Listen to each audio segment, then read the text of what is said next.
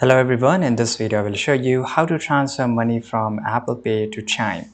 This is really easy. So first of all, you have to ensure that both your Apple Pay and Chime account are active and linked. You can do this by adding your Chime debit card to your Apple Wallet just like here. And once you add it, right, launch the Apple Wallet app on your device, tap on add debit or add credit card, which you will find on the top right side corner. Click on the three dots here. Now after that you will get this option of transfer to bank. You have to click on it, and here you can just transfer to my bank. I have blurred each and everything because of security purposes here. And once you add it, enter your Chime account detail accurately. Make sure you have sufficient funds in your Apple Wallet to cover the transfer.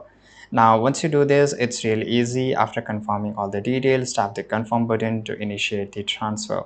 Now you can just verify it, check your account balance to ensure the funds have been successfully transferred. So this is how you can do it. I hope you found this video very useful. Subscribe.